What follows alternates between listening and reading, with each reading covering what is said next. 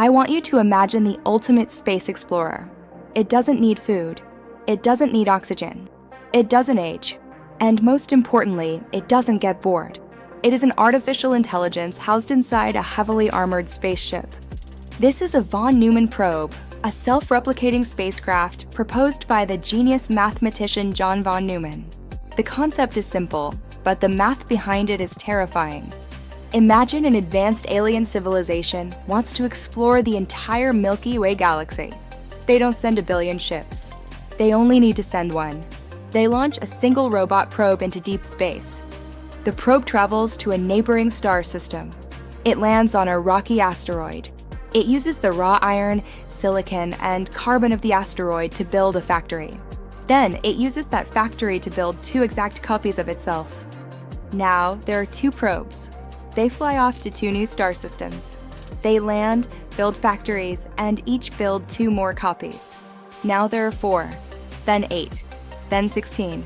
This is the awesome and terrifying power of exponential growth.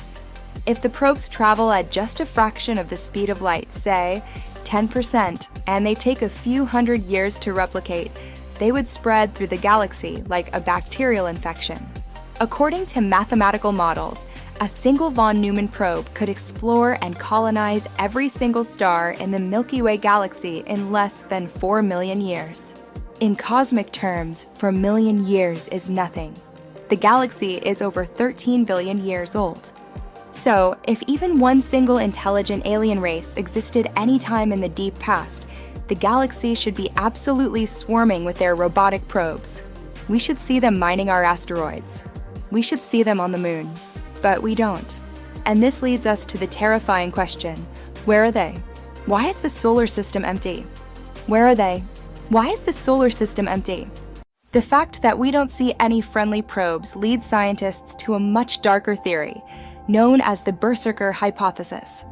What if the alien civilization that built these probes wasn't peaceful?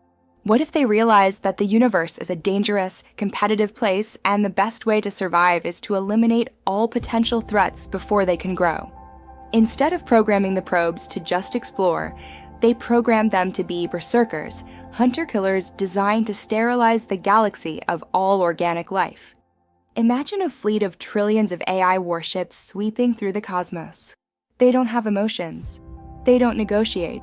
Their only code is search and destroy. They arrive at a planet, detect the chemical signature of life, strip the planet of its resources, annihilate the population, and move on.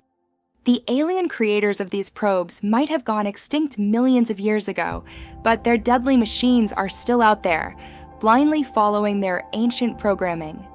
If this theory is true, it explains the Fermi Paradox perfectly. The universe is silent because the berserkers wiped everyone else out. But it leaves us with an uncomfortable thought. Why are we still here? Why haven't the berserkers killed us? The answer might be that we simply aren't advanced enough to trigger their sensors yet.